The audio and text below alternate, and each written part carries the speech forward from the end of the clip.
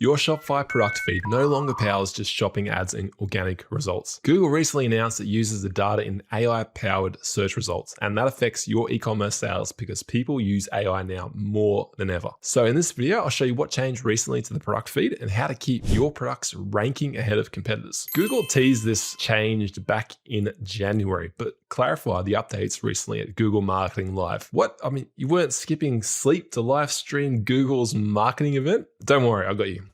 Product feeds were originally built for classic shopping search. Someone searches red running shoes size 10. Google knows what to match.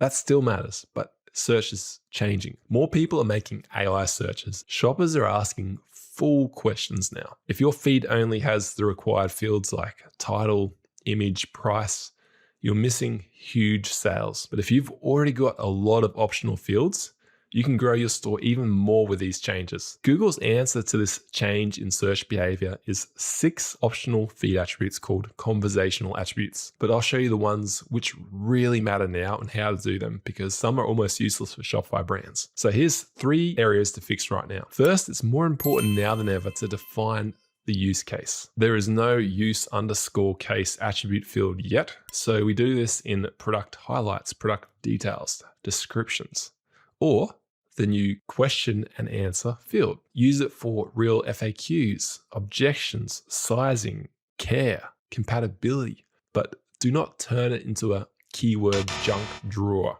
And I'm not just talking about product specs here. Long distance trail running in warm weather is a use case. Breathable mesh upper fabric is a spec. Specs tell Google what it is.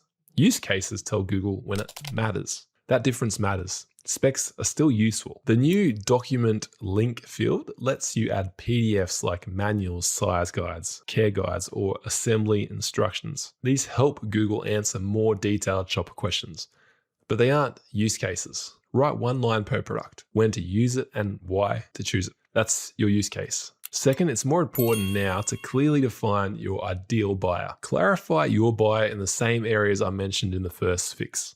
Be specific. First-time marathon runners who want cushioning over speed because it combines the use case with your buyer. Third, map pairing context with related products. This new field answers the question, what does it go with? And what does the customer usually need next? This gives Google actual relationship data, not a treasure map made of collection links. For a trail shoe, link socks, hydration vests, or anti-blister balm if they exist in your feed, and match by ID or GTIN. For Shopify stores, start with a supplemental data source in Merchant Center. Your main feed stays as is. You can create a second sheet, match by product ID, and layer the new attributes on top. You don't need theme edits, no app migration, just use Google's exact attribute names and formatting. Start with your 10 bestsellers.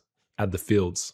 Push the feed and watch product level impressions, clicks, click-through rates, even search themes and sales over the 30 days. That gives you an early signal on whether the extra context is helping. The other 3 new feed attributes can be skipped. Tools like Data Feed Watch and Flow Boost Labelizer, a Google ad script, already help create cleaner feeds and segment campaigns. Links are in the description for these. Now you know how to get more sales from intent-based searches in Google, but your feed is only half the job for profit in Google. Good product data still leaks money if the campaign structure is bad. So watch this next video to see how I structure Google shopping campaigns so you can grow your store